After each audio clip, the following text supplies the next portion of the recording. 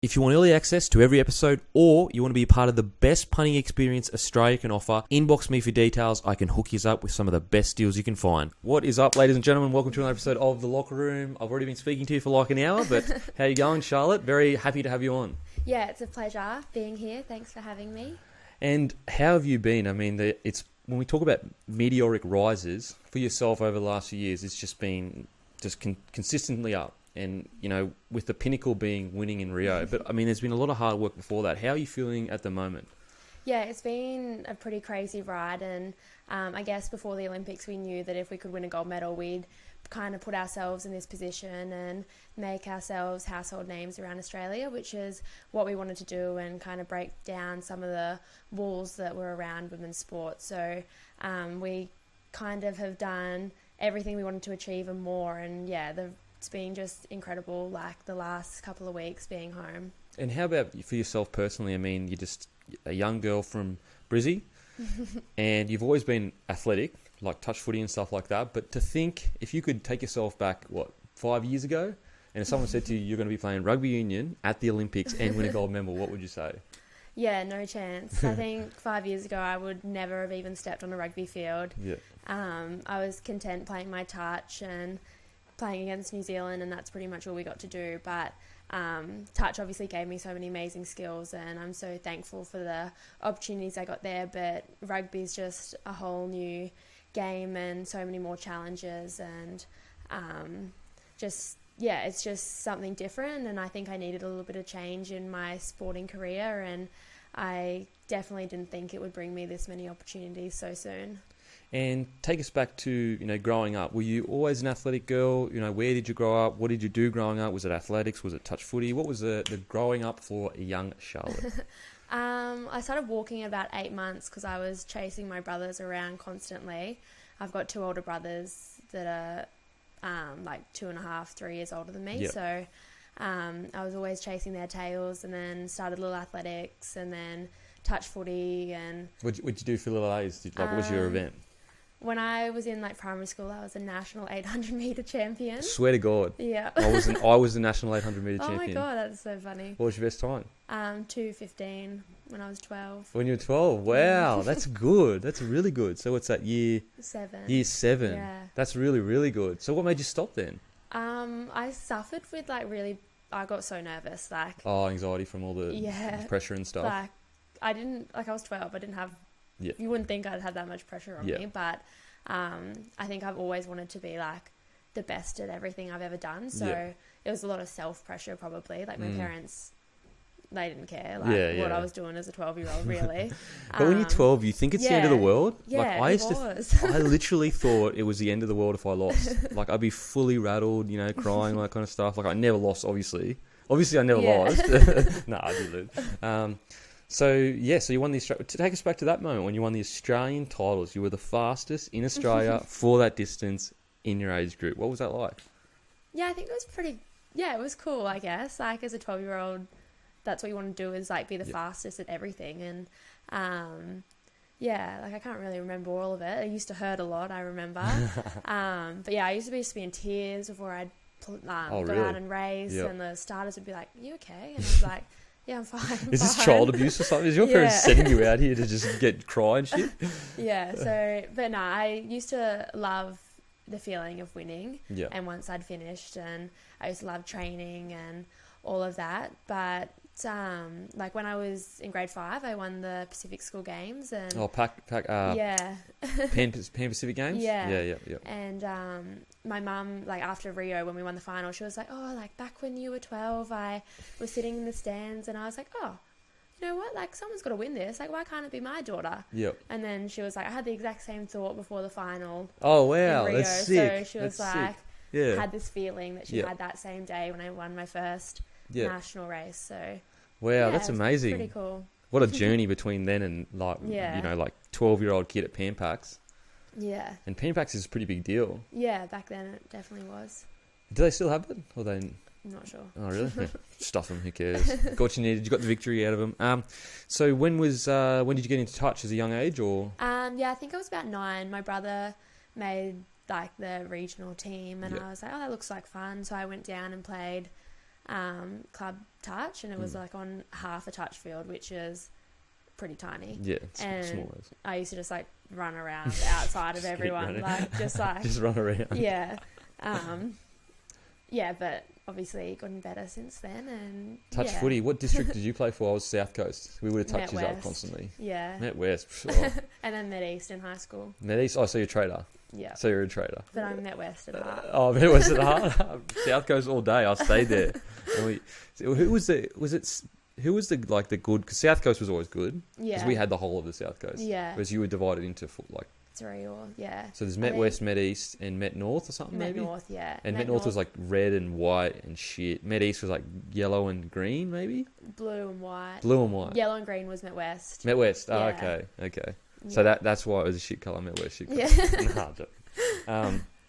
Okay, so did you make any Queensland sides or anything like that, or was it just more for fun at that age? Yeah, so I made Queensland in grade 6 for so under 12s for like grade 6 and 7, and then made Queensland in touch like grade 8, 9, 10 for under 15s, and then so I played Queensland pretty much forever. Okay, so you just kept playing going, Queensland. Yeah.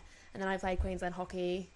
Oh wow! 12s. Shit. And then Queensland athletics and cross country. So cross country as well. Yeah. What was your best? What was it 3K? The thing or 4K? 3 in grade 7. 3 in grade 7. Yeah. Damn. But super athlete. I gave that up quickly. Oh, how much does it suck? Yeah. Oh my god. I can't run for longer than 7 minutes now. It sucks. Like cross country is just like, what am I doing? Like even when you're running, you've got to think about it. Yeah. Whereas like the 100, you can just like gas go. And then okay, I lost or I won. Whereas like cross country, like, hey, he looks pretty fresh. Like he might beat me or she might beat me. Like play all those mind games and stuff like that. So I guess growing up, it would have been a strange position for you, especially when you were growing up. It's only been the last few years, and even still, there's a long, long way to go. But women's sport. Did you so let's say you're a young guy growing up, and you're making all of these Queensland sides. You're like, okay, well, I'm going to be a professional athlete, just whatever it is in.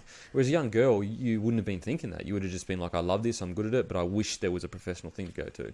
Yeah, definitely. I think I started playing hockey when I was about 5 or 6, and wanted to be a hockey-roo. Yep. And then kind of grew out of that, and then wanted to be the next Kathy Freeman, and then got too nervous, so I had to, and then I guess like touch kind of stole my heart, and was like, oh, well, there goes my Olympic dream. Like, it's obviously not an Olympic sport, and but I loved it, and I wanted to do something that I loved, and that's like kind of what I'm about, like just doing things that you enjoy doing. Yeah.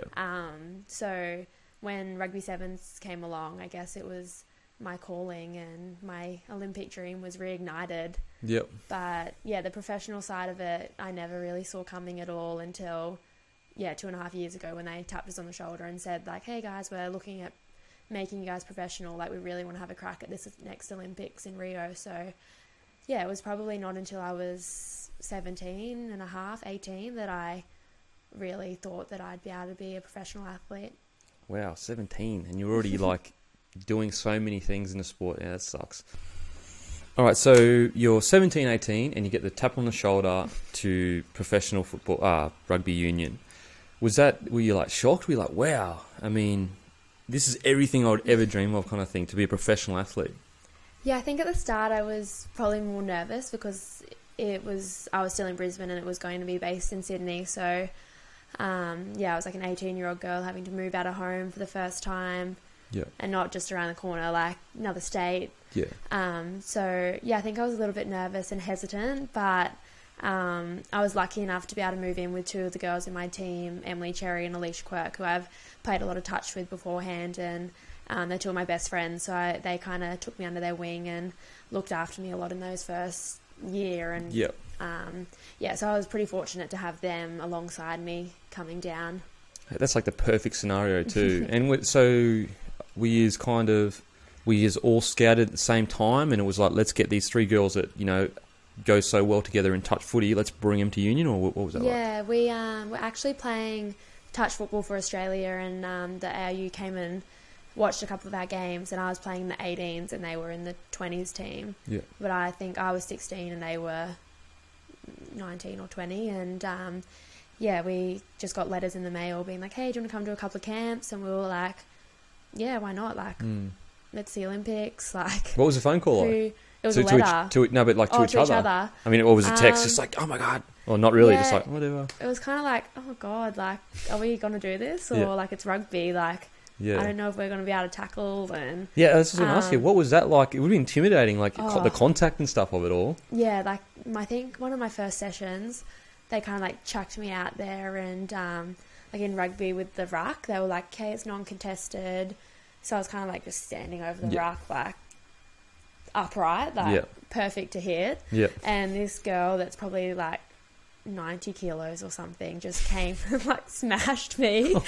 And all the like coaches just came, sprinted out to me and were like, are you okay? And I was like, I'm fine. So they said it was non-contested, and then you had that one trainer that always goes too hard, and that happened to be against you. Yeah, probably purposely, but that's all right. Is she still a part of the squad? No, that she was. Yeah, a few of them moved on after. That batch came through, the new batch. Yeah, the new batch kind of came through, and we were obviously lucky to be right time, right place, and so it took a while to get used to it. What was it when you first got hit? When you first got hit, were you like, "Oh my God, that's what it feels like"? What was it like? Yeah, sort of. Or were you like, "It's I actually not that bad"? I used to just laugh all the time. Like, I think because I was so nervous and awkward. Yeah. And I was like, "What am I doing?" And I just like giggle and I was just really awkward about the whole thing. Yep. But me and Alicia Quirk, like we call her Quirky. There's like we used to train at Ballymore in Brisbane, and there's this sandpit that's like full of cat piss and like it's rank, like it's so gross. And we used to, because we both sucked at tackling, just get sent to the sandpit. Oh no! And tackle each other Torture. Ever. Like we just had to tackle and tackle in the cat piss sand. Yeah. Did you have a name for the pit? No, we should have made one. Like cat piss or something. Cat piss sandpit. Yeah. We spent a lot of our early days. So what was that like? Was there any like when you're covered in cat piss sand? Are you sitting there going, "What am I doing here?" Or are you just like, "Oh, whatever"? Well, Quirky's also like incredibly competitive, so we're both very similar that way. So I think we were both just like, "No, but let's just like get good at this." Like, everyone says that we suck. Everyone's like counting us out. Like, let's do this and let's get ourselves good enough to like be in the team. So at the start, you genuinely had to kind of earn your stripes. People were like, touch footy players, they can never handle it, kind of thing. Yeah, definitely. Which was probably warranted. We did suck at tackling. I'm not gonna lie. But then like Emily Cherry, she came in and she's a natural at everything, so she just killed it straight away. Yeah. And then there was Quirky and I at the back there in cat piss sandpit. just covered, just going, what are we doing? Okay, so there was no moment where you were like, man, I don't know, what have I done here? So the whole time you were like, I've got a goal and I'm wanting to achieve it. Yeah, I think, the whole time I was just like, nah, I'm going to get there. And I had like a lot of belief in myself to get there. Like I knew I could do it. I just had to practice. I mean, well, I guess you've transitioned to so many different sports. You had that prior knowledge that, okay, if I train hard enough here, I can kind of do this here. Yeah, definitely. Like I didn't ever see it as something that I couldn't do. Like I always knew I could do it eventually. Yep. And it's just like passing. You gotta, like I would have practiced that, I don't even know how many times since I was 9. So I guess tackling's the same. I guess also, you've honed that passing skill so much, even though the footy union ball is bigger, that like you would have had more time to focus on tackling than maybe some of the girls that might have been better tacklers, but they're not as good ball players as you. So, I mean, that's a silver lining kind of thing. When was the moment for you personally when you were like, I'm going to make the team, but also our team is starting to build into something really special here? Well, I was probably lucky that a few of the older girls got injured. So, like, that gave me an opportunity to actually debut in Amsterdam in 2013. And what was that like? Well, I played the week before in London for Australia as well, but it wasn't like an official tournament. Yep. And my first game, oh my gosh, I still sucked at tackling a little bit. And I ran on, like 2 minutes to go, we're winning. And then on sweeper, and like someone kind of made a break, and like one of the other girls in our team was chasing her, and I was chasing her, and I just ran into my own teammate and knocked her over, and then this Spanish girl just goes and scores, and we lost. And then I just went off, and my mum, dad, and my brother were there watching, and I just started crying to them, and Sam was like, my older brother was like, "What were you doing?" Like, I was like, "I don't know." It's like literally the worst. Like, if you have a ever. nightmare about situations, that is it. Yeah, Oh pretty man. much.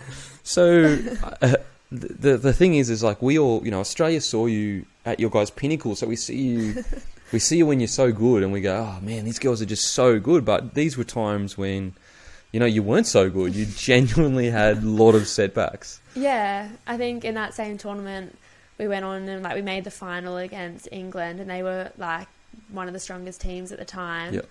And we played at Twickenham, which was like crazy Yeah. in front of 80,000 people or something. I've never Amazing. played in front of more than 20 touched fans. Yep. And I'm stuck they're all out your in family. Twickenham. Yeah. And then it was so crazy, and I didn't play the whole game or anything, but we lost 40-0 or something. Ridiculous. Yeah, you got there. But we got there, and we got to play at Twickenham, and there was lots experience. of learning curves that came out of that tournament. Man, that's amazing. And as I said, it's not like you just picked it up and everything was sweet. You genuinely had setbacks. That could have been like, man, I don't know if I should be you know what I mean? You could have, a lot of guys and girls would have been like, I don't know if I should do this anymore, and just taken the easy route out, just go to training and kind of show up a bit, and you know what I mean? People just fade out kind of thing. So when was the moment when you genuinely felt like, I get it now, I get it?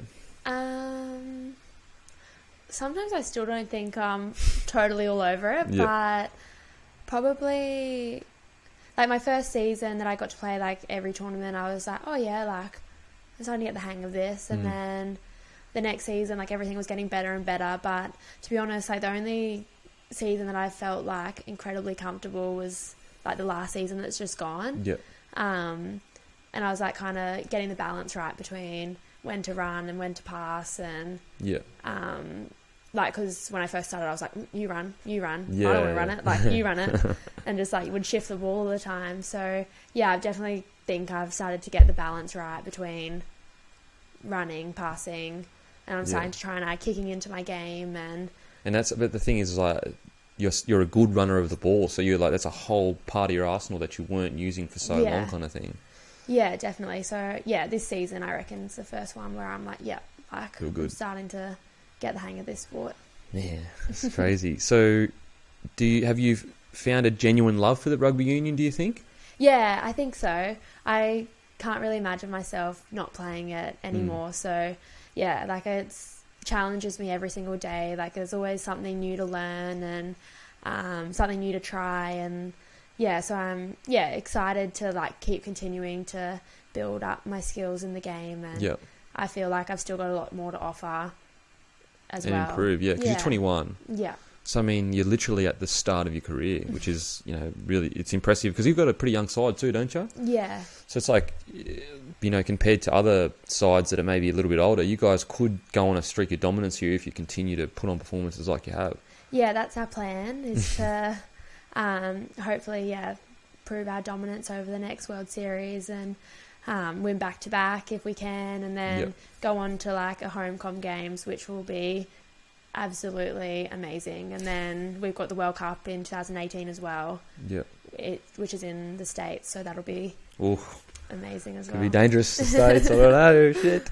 Okay, so when did you know that you had made the squad for the Olympics? Was it quite a long while in, and what was that feeling like when you're like, wow, I'm going to the Olympics for Australia?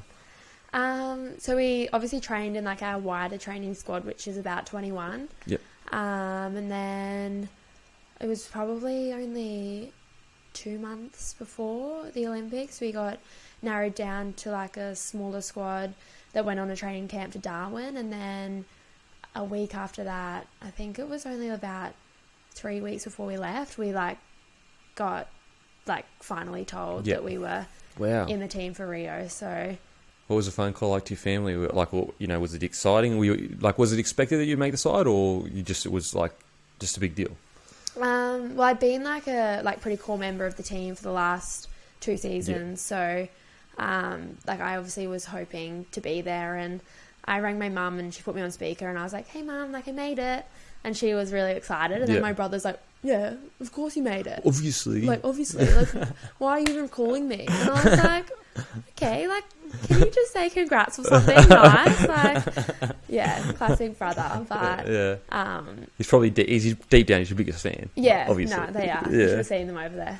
Going crazy, face makeup and everything. One was just blind for 10 days. The other one had his shirt off for 10 days.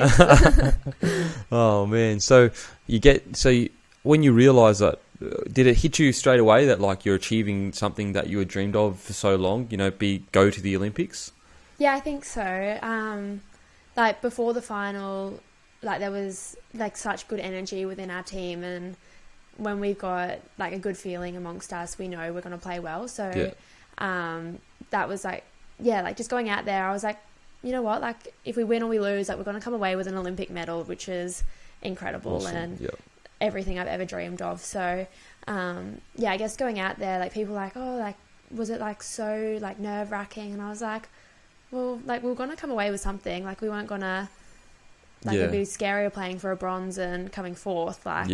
So I think we had such a good vibe going out there, and everyone was in a good headspace. So and I see what you mean. You'd kind of weighed up what is really going to be the outcome of this game. There can't really be any negatives.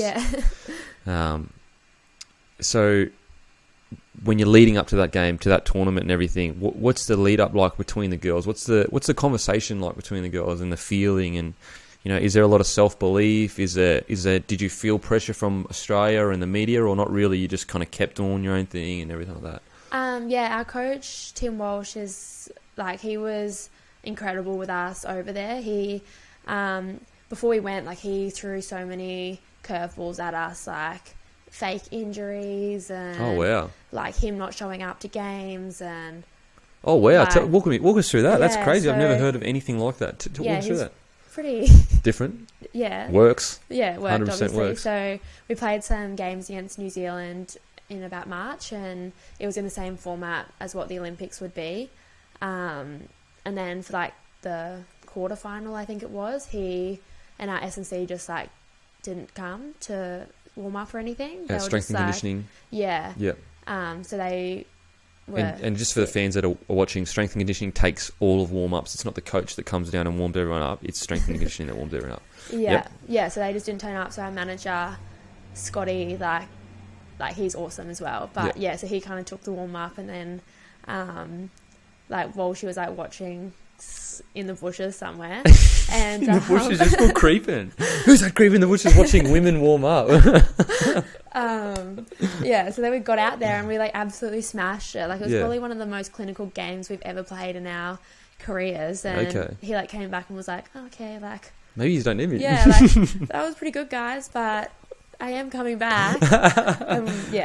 Wow. And then so another set of trial matches we played, he made me pretend to hurt my shoulder in the warm-up, and I went way TF with it. I was screaming and crying, and I think I scared myself with my scream, so I had real tears coming, and I was like, this is fake, what am I doing? Did your shoulder start kind of hurting? Nah. At the time I was like, wait, can someone check that it's actually okay? And I am faking. But my roommate Dom was the one that was just kind of so she thought she again. actually so hit she you. thought she actually hurt me, and she was a mess. She was hysterical. And then I didn't know she was hysterical, but I felt so bad afterwards. But You're she the was worst friend ever. I know. She was like, I've ruined your Olympic dream. I've just ruined everything. And while she's been Dom, cut it out. We're about to play. You just got to get over. And she's like, but it's not real. This isn't the Olympics, and she's not going to the Olympics because of me. And holy they were all shit. just stressing out. Yeah. And then afterwards, I kind of walked over and was like, I'm fine. And they were oh. They would have been so off you. Yeah. So off you. It wasn't my idea. I had to do it. So did they go on and win that game, or did they? Yeah, they did. So that was sweet. Wow. And also for people watching, way TF means way too far. Oh, yeah. Just for everyone that's watching, that may not know what that means. I was like, did she just say way TF? I've never heard that before, way TF. Oh. You could start something. Yeah, I way could. TF. Like, that's actually pretty good. Like, it kind of rolls off the tongue pretty well. Wow, that's amazing. So he genuinely tested your ability to come together in adversity, so that if anything happened over there, like, we were ready for anything, literally. Yep. Once we got there, there was just like this really, like, I don't know, it didn't feel like anyone was feeling the pressure or anything. Yeah. Like, I guess you'd kind of assume, being World Series champions, and we only lost like 2 or 3 games in the season, like we which would is be crazy feeling, in sevens. Yeah, like we'd be feeling it, but we just had so much self-belief and so much belief in one another and trust in one another that we're like, nah, we can do this. Like, yeah. And I guess that perfect example of coming together in adversity. So you had seen the worst of the worst situation, and everything turned out all right. So you kind of knew if anything bad does happen, except no one had any trust for each other after that. Yeah. No one ever believed anything you ever said. If you actually injure yourself, you're fucked. No one's ever going to come over and help you. They'd be like, oh, she's sweet, whatever. Like legs being chopped off, and you. That's really interesting. Like really, really interesting from your coach. Really interesting, because I've never heard of anything like that. Like faking injuries to test teams, and he may have let out his little secret now. Yeah, you're going to have all these other teams faking injuries and shit. No one can act like you though. So no, it was pretty good. I should get a gig on Neighbours or something. 100% Neighbours. If you're watching, you need someone to fake injury. We have the candidate. Okay, so you make the finals. What's the lead up like? Because then also, Australia's media starts going, media always jumps on a good thing. It might be a bit quiet before that, but the girls make the finals and everyone's like, wow, our girls are killing it over there. And Australia as a collective really just focal point on you guys. You guys are representing us and we're so proud. And, what was that lead up to that game like? Well, we kind of stayed off social media before it. Yeah. Like after the semi, we just chilled out, like, just kind of did our own thing, like what we usually do. And then, we like warmed up, and then, before the warm up, we were all just singing, and like our coaches always like laugh about how if you see like a men's dressing room compared to what ours is like, so different. Like, we were just like screaming and carrying on and singing along, like, to Taylor Swift and One Direction. Oh, really? Like, nice. What Taylor Swift song and what One Direction song? Oh, what's the one? Oh, Romeo and Juliet, that Taylor Swift one. Yep. Yeah, I can't remember the One Direction one though. Who's your favourite One Direction dude? Liam. I don't know. I just asked that question. I think he's the one with like the short hair. Or when I used to like them, he had short hair. Oh, did he? Yeah. See, I can't. I don't even know why I asked that question, because I don't know any of the guys anymore. But really? Yeah, I think they broke Didn't up. that Zayn dude leave? Yeah, he ruined it for everyone. What an asshole. Zayn, you're an asshole. Never dog the boys, Zayn, and you dog the boys. Anyway, yeah, so you're singing and everything like that? Yeah, so we're singing and laughing and just having the best time. Went out to warm up, like, so sharp. And everyone was like, like, we're on here. Like, we're so on. And then got back in, and we have, like, a team song that we sing every time we go out to play. Yep. It's, like, Chicken Fried by Zach Brown Band. It's, like, this country song. Chicken Fried by Zach Brown Band. Yeah. You have to look it up. I'll have to look it up. Yeah, it's about, like, everything great in life. Fried chicken, beer. They are the great things. Yeah, that's a great thing in life. Yep. Like, just all the simple things in life. So, we sing that every time we go out to play. And then, we just got out there and... Okay, so when you run on the field, this is the pinnacle of your dream. Like, you can't get any bigger than... Like, you can't get bigger than this. It's the Olympics. And you're playing for a gold medal. What are you feeling? Like, what's... When you run out... Like, when I used to run out in Suncorp, like... I'd feel like I was in a video game. It just didn't seem real. That it's this whole stadium filled with people just like... When you run out to warm up, they just come up and cheer. What was it like for you guys and for yourself? Yeah, it was pretty special. So we ran out from like the far end of the grandstand and like through the posts, and then on the opposite stand was all our family and friends. So there was like 70 or 80 of them, all dressed in yellow, and I think a couple of Brazilians had joined the bandwagon and nice. had like yellow on, obviously, because same colours. So it looked like we had like this mad support crew. Yeah. And we like ran straight towards them, which was awesome. And Yep. yeah, I don't know, like we were all just so pumped up and excited. But yeah, it didn't feel like real life. I was just like, This is actually new happening. world. Yeah. And when you get in, it's this like eerie. I feel like it's this eerie quiet when you're on the field. It's just business as usual. Like it's just another game of footy, Yeah. and someone's calling for the ball outside you, and there's no like, you don't actually, you know what I mean? You don't actually take all the outside in. You're just there. Yeah. But I try and play like that as much as I can. Like same size field, Yep. same girls I always play with. Like try and remember that it's just the same as any other game I've ever played. So, yeah, I kind of like got out there and I like had the worst first half I think ever. Like I just didn't even want to watch it back because I was like, oh, I sucked. Like I threw a line out crooked and then they scored and I was like, oh god, here we go. Whoopsie. I'm like, yeah, but came good. Yeah, came good. Came Scored good. a try. Yeah.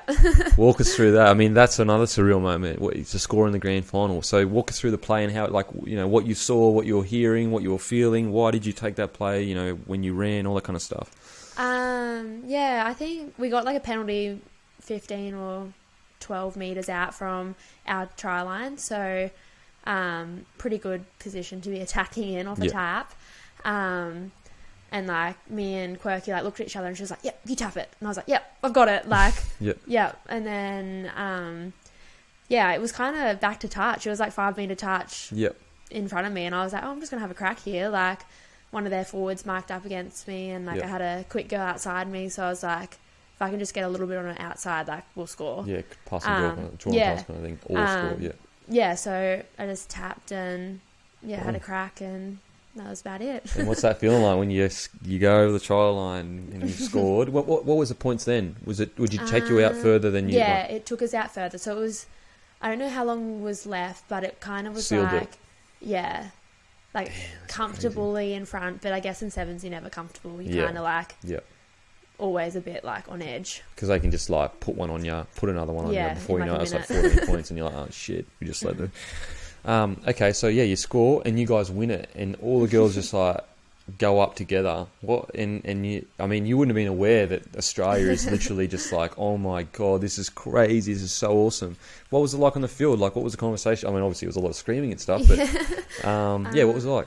Yeah, it was like, so the like who to win, and it was like full time, and they had the ball, and I was like, okay, like, come on, like drop it, or like someone get a turnover already so we can like finish and celebrate. Yeah, because it's done. And we're kind of like all like cruising around, and then they ended up scoring and it was kind of like, oh, like Devo, but we won. Who cares, like we just won. And like so we all just jumped up and was screaming and carrying on and crying, and we like, a lot of us just ran straight over to the crowd where our family was, and like my drunk brother was standing front row like going crazy, and we all just like jumped up into the stadium, and it was just like it was so much fun. Like it gives me like little goosebumps thinking about it.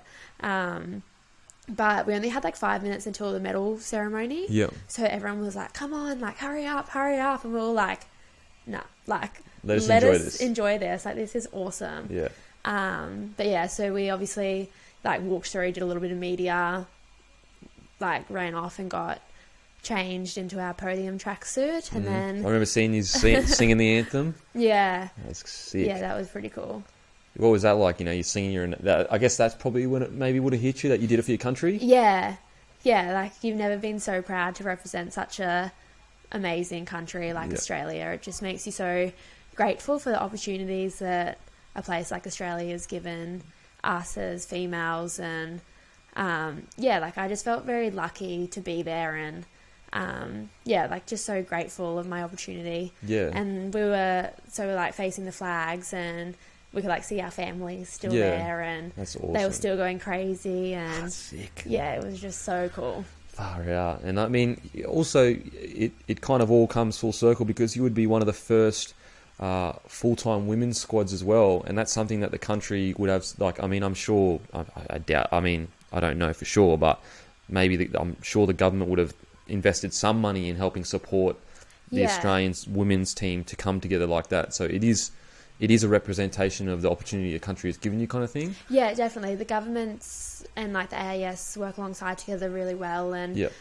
support us a lot, and like obviously the ARU taking us on and like making this decision to centralise and pay us and let us be like full-time athletes like paid off, and we kind of owed it to them as well. Like they took a chance with us, and we got to do them proud, which was another very special thing, and hopefully people can keep the support for us if we keep performing well. Yeah, and I mean, even let's say you would go lose the next 10 games or whatever, but like you've proven that giving women chances in Australia does pay dividends, and we do have some of the best athletes in the world in Australia as women.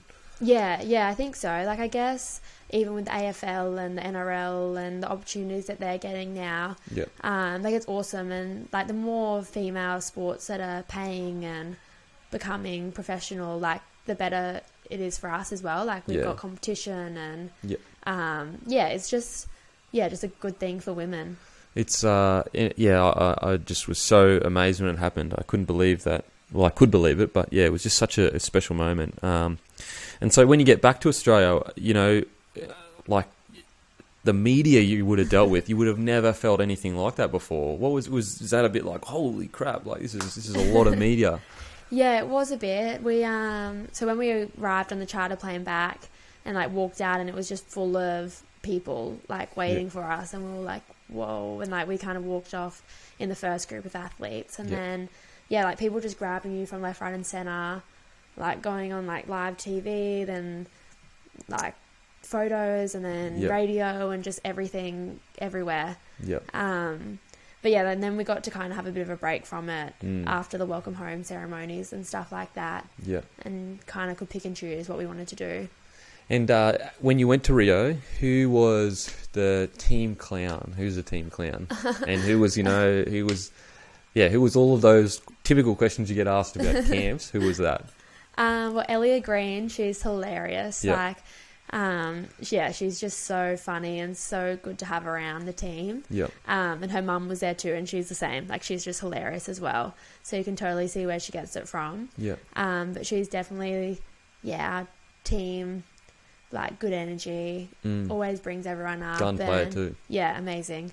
Yeah, so she's definitely that one. And then... Who's the worst dancer? Oh, gosh. Who's the best dancer?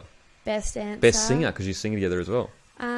Singer. We all aren't very good at singing, but Ivania is probably our best singer, but she doesn't sing loudly. Like, she kind of, like, flies under the radar with her good singing voice. Like, on the bus, you'll be like, you're actually good. Like, please stop making me feel bad about how shit I am. She's probably our best singer. And I heard from a little birdie that you are into fashion. Yes, I am a little bit. I've got quite an impressive wardrobe that's overflowing. So you love fashion. What's where did that come from, and what kind of inspired that enjoyment for it, kind of thing? I mean, Mum's a bit of a shopaholic, so she's probably where it started. But I guess I like just being able to express yourself through like what you wear. Like you can have something on and people can almost already tell your personality, and like you can just express yourself through more than just words. What you are, kind of thing, And I guess being like a female rugby player, there's like the stereotype that sometimes surrounds that as not as feminine, and all of that, but then you see my wardrobe and it's feminine as shit. So is that something that you're 21, so like obviously you've got so many years to continue playing sport, but is that something that you could possibly see yourself getting into, like as a side thing, outside of sport? I don't know. Or is it more just a hobby now? Yeah, it's kind of more of a hobby. Like I like shopping and dressing up and like doing that sort of thing, but I can't really see myself like pursuing it as a career. Can we say where you've been today? Yeah. So how was it? Okay, so you had a photo shoot for if we just delete it if we can't. You had a photo shoot for Vogue today. Yeah, which is I did. Like Vogue. Yeah, I know, it was pretty crazy. I did an interview with them before the Olympics. Yeah. And because I got some photos taken with a photographer in Brisbane that's like a friend of my aunties, and like he's an amazing photographer, and he's been published in like Vogue in other places in the world, but he'd never been published in Australian Vogue. Okay. So, but he's like real fashion. So his first Vogue Australia photo that ever has been published was my one. Oh, wow. And it was like a sporty one. So he was like, I never would have thought a sport photo would be in Vogue. Yep. And it would be mine. But yeah, then they obviously like got us to come in today, 7 of us, which was really fun, and we got to wear Prada. So yeah, tell the listeners, you know, what it's like to be on a photo shoot. You know, like a lot of people would never experience that. Yeah, so we had to get up at about 5 a.m. Ugh. and then like drove out to Maroubra Beach, and pretty much as soon as we got there, we were straight into hair and makeup, and it was quite like a natural look because obviously it was still like active wear. Yeah. But so active Prada wear. Active Prada wear, yeah. It's crazy. But yeah, like so much product in the hair, and just people constantly like fixing you up and like playing with your eyebrows, and but they were amazing with us. Like the photographer was so great at making like people that aren't models and comfortable in that situation. Like he made us feel comfortable, because you don't good. If you don't think about it, you're like, okay, just imagine you're sitting there and someone's like, start posing for the camera. Like people get awkward. They're like, oh, like they're embarrassed. Whereas like to do it, if you haven't done it before, it would be a hard job to get young girls comfortable in front of the camera like that. Yeah. And I guess like for one, it's a big group shot, and they had to get everyone in like a position where they were happy with us, and like we've all got like ADD, like wanting to move around and do stuff, but we're like stuck. Like he's like, don't move. Like once you set, like don't move, and then like Quirky would like make a joke, and like we'd all be flicking our hair laughing, and he'd be like, oh my god, like, what is it wrong with these chicks? Now what's been the toughest, we speak about all the positive sides of your career, what's been the toughest times where you've really struggled, maybe injury wise, or just like sometimes you just struggle? There might be 6 months where you're just not getting right whatever needs to be got right. Yeah, it was probably like when I first moved down and like was away from my family, and we'd be training heaps, and then I'd be tired and my body would be sore, and then I'd miss my mum and just want to cuddle, and just like times like that was probably the hardest. But like we are surrounded by really good people that make those times a lot easier. Like if it wasn't the group that we had, like it would have been way, way, way, way, way worse. Yeah. So, but I think it was just the whole moving away, and like it would have been hard regardless kind of thing. Yeah, and like just becoming professional. Like we never had to train as hard and as often as what we were doing. Yep. Like I always trained a lot, but it was like before school, go to school, after school, and now it was just kind of like all day, and I was... Yeah, like it was just getting used to and your body getting used to it. And something that people don't realise is like when you're not training professionally, if you're sore, you'll be like, oh, I might not train today, or I'll go light. It doesn't have to be professional. You are sore all the time, and you're just like, oh my, and they're like, you're in your head, you're like, there's no way they're doing fitness today. There can't be. Like we're all so buggered. Yeah. And they're like, all right, guys, let's go. We're about to towel you up. Yeah, like we had like in one of our first pre-seasons, we did a lot of running on like the athletics track, and we're doing 400s or something stupid. Oh, yuck. And our coach was like, hey, like if everyone gets the time, like you're done. And like 2 or 3 girls didn't get the time, and like we all like busted our asses. Like we were all sprinting the last one, and then like they didn't get it. And I was like, no, I'm not doing another one. Like, no, I can't do it. But obviously had to keep going and do it. I hate that system because it makes you be bitter to the people that missed it. You're like, oh. Like, fire out, just make it. Just try a bit harder. And then they make the next one and you're like, well, how come you couldn't make the first one? Oh, man, those are torture, those sessions. And for like, I guess, young women, I guess it would be an important thing for you too. Like, you were a young woman that you looked up and you didn't see a professional avenue for yourself, and that's an unfair situation. I think I've said it before on previous episodes, but women's sport only gets 7% of the coverage on the networks, compared to men's 87%, and then I think it's 12% mixed. Horse racing actually gets more exposure on network. How crazy is that? On network television than women's sport. And I mean, that's not good enough. It's just not good enough. And I guess, your group of girls that are currently kind of pushing the way forward for women's sport. How important is that for you as a female? Yeah, it's so important. Like, I'm obviously in a like very good place, like in my career, and hope to be there for a long time to come. Yeah.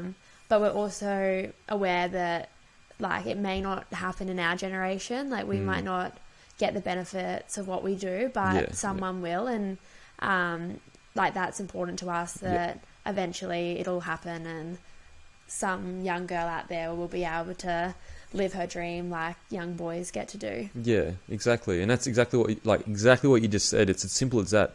Some young girl will be able to live the dream that young boys get to get, and it shouldn't be like that. It should be obviously an equal opportunity kind of thing. And do you reckon you girls, did you not speak about it at all, but did you all feel the impact that it would have had on Australia by winning that gold medal and showing millions of young girls this can happen kind of thing? Yeah, I think like our coach Tim Walsh, he talks to us about it a fair bit, like about the like pathways that we're creating for younger girls and stuff like that. So I think we were aware of it, but it's like skyrocketed way above what we thought it would be at right now. Yeah.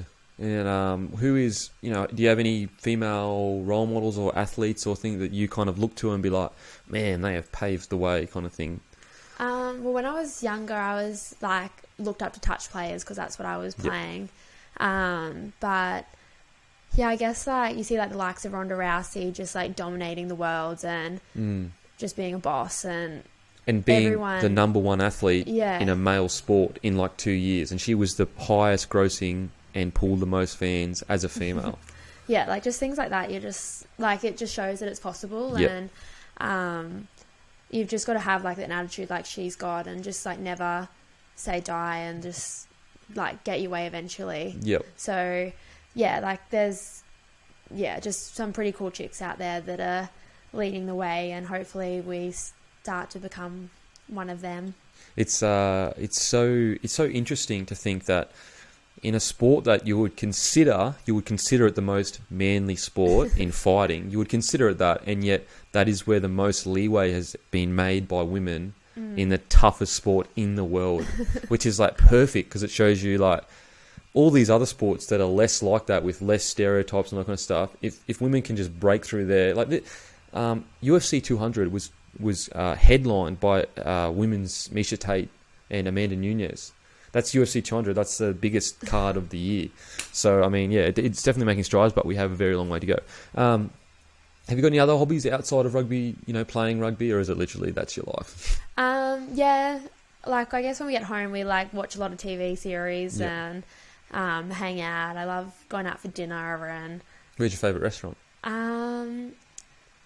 Probably at the moment, Mexicano. It's just like a little Mexican place at Narrabeen. Yep. But it's just awesome. Like, always booked out, so you've got to like book in advance. And just be like, Olympic gold medal. Please give me something. I went there after, and he like fully watched us. Oh, really? And was like bringing in and tequila shots on the house and stuff. Oh, do you have your gold medal here? Yeah, I do. Do you want to go get it? Yes, please. All right, so you have your gold medal. You've gone and got it. Show the people the epitome of excellence. Yeah. What's it like when you see that and you're like, it's just chilling in your room or whatever? Does it does it come all rushing back? You're like, oh my God, that happened.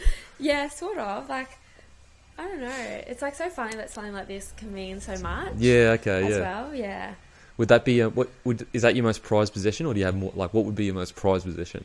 Yeah, probably this and one of my Saint Laurent handbags. So, if you put that in it, then that'll just go up tenfold kind of thing. Okay, so I ask all the guests this. Who is your favourite rapper? Eminem. Yes. All the fans watching this, every time that someone says Eminem, I go, yes. Oh. And they're sick of it. They're like, stop getting stoked about Eminem. But like, I love Eminem. Like, he's number one to me. Yeah. What's your favourite song of his? Probably Lose Yourself. Lose Yourself. Good G-Up song. It's great G-Up song. Great G-Up. But I also like Mockingbird. Yeah. Like heaps of feels. So many feels. Yeah. Right in the feels. Yeah. If I ever did like a boxing fight or MMA fight, I'd walk out to Eminem. Whatever Eminem, I'm thinking Till I Collapse. Oh yeah. Like that's a good G-Up song as well. Like good G-Up song. you could probably play that before every fitness session because you probably are going to collapse, especially in sevens. Favorite movie of all time? The Patriot. The Patriot. Mel Gibson and Heath Ledger. Oh, no way. So old. When he died, I fucking lost my mind. Death anniversary, I'm like a mess. He was so good. So good. The Dark Knight as well, like, oh. Are you kidding? That's honestly the single best performance in history. Ever. Easy. Yeah. Like, he was the Joker. Like, I didn't see Heath Ledger. He was actually the Joker. I watched Suicide Squad the other day and I was like, you're not the Joker. Oh my God. You're trying way too hard. Like, you're just carrying on. Like, the Joker's not like some overbearing weirdo. No. He's like a schizo that you could imagine was in real life. Yeah. And that's why Heath was so good, because you could imagine that guy. Normal-ish. Not normal, but you could imagine him. He could be the guy at your school that got bullied. If you could have a billboard saying anything, anywhere, what would it be? My number one is like control the controllable. Okay, I like that. Control the controllable. That's good. I like that. Yeah, but then I also like Rhonda's favourite quote. The bad bitch one. You got to basic be the bitch. Best on your worst day. Oh, it's like one of her. I thought that the one you were going to say was "Don't be a basic bitch." Oh. Just imagine the picture of you and there's a big quote saying "Don't be a basic bitch." That could work. And you're just in Prada activewear. Don't be a basic bitch. It's just you and your girls just standing there flexing or something. Okay, so what was it? You got to be the best on your worst day. Be the best on your worst day. I'll hit you with one. What would you do if you couldn't fail? If I couldn't fail? Oh, God. Like, no, as in, that's my saying. Like, I love that saying. Yeah. Because, if you couldn't fail, you would literally be living exactly the way you wanted to live. Yeah.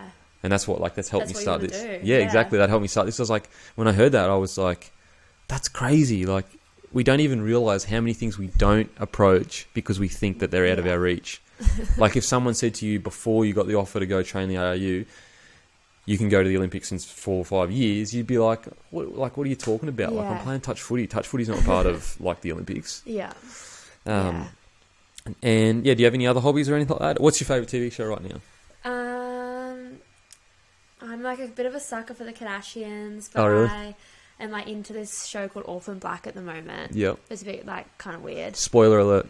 It's about, like, clones and clones finding each other and becoming a little clone family. It's weird, but it's awesome. Do you have any funny stories of growing up with your brother, like maybe playing sport with him? Like, for example, I was playing, like, just baseball in the backyard with my brother and my sister and my younger sister. So I had one sister, an older sister, an older brother, and a younger sister. And so my brother was pitching the ball, and I was like, Keshni, if you don't move back, you're going to get hit in the head with a baseball bat. And she's like, yeah. And I'm like, I'm telling ya, I'm going to swing for this ball when it comes. This is when I'm like 5, whatever. She's just like stubborn as anything. So stubborn. Swung the baseball bat. Gadoosh! Massive egg on her head, like, for days. And I was like, oh my God, I just hit my sister in the head with a baseball bat. I'm a serial killer. Any stories like that? My brother Jack and I used to have like boxing matches, and like we'd come out with like headgears on and like boxing gloves, and like it would be like if a fight got like out of hand, we'd be like, nah, like go get the gloves, like let's sort this out. Wait a second. Like he used to like pull my hair all the time, and I was like, that's not okay. Like you don't have hair to pull, so you've got to be equal. So wait a second, you literally stepped up to the brother and said, get the gloves, let's sort this out. Yeah, but I think it was probably more him being like, come on, get the gloves. But you still went and got the gloves. Okay. And then crying afterwards and that is sick. Him getting in trouble and not me or something like that. And then when you fully touch him up, but when the mum walks in, you're like, oh, I'm so sorry, hit me. And I think another time we were in the backyard and we had like a mango tree that was like massive when I was little. Yeah. And there was like a trampoline underneath it, and the boys were like, you won't like jump off it and like land on the trampoline on your bum. And I was like, yeah, I will. So they're like, okay, we'll give you $5 if you do it or something. Yeah. So Dad had like friends over, and I like climbed up the tree and did it, and like flew up in the air and didn't land back on the trampoline. And then like started crying and and Dad was like, "You're an idiot. What is like, wrong with you?" I don't have any sympathy for you. You're an idiot. And Did you get the $5? No, I still haven't got my $5. So if my brothers are watching, Tell you what, Facebook fans, haunt these brothers for the rest of their lives. This lady is owed $5. God damn it! It should be interest for every year. $5 for every year they haven't paid you. Like how long? 16 years or something. I can't believe you used to square up to your brother. That's sick. That is so sick. Oh man, I remember a similar situation, but my sister would be like, she'd be like, "I don't care if you hit me," and she'd like keep hitting me, and I'd be like, "I'm not going to hit you because all you're going to do is cry and go to mum," and she'd be like, "As if," and she'd like hit me and hit me and hit me. Then eventually I'd punch her in the the shoulder or whatever. Yeah. And she'd cry and go to mum. And anyway, thank you so much for coming on the show. It's been really, really interesting and enjoyable. I really enjoyed it. So thank you so much, and good luck to the girls. Yeah, the girls. Yeah, the girls. If you want early access to every episode, or you want to be a part of the best punting experience Australia can offer, inbox me for details. I can hook you up with some of the best deals you can find.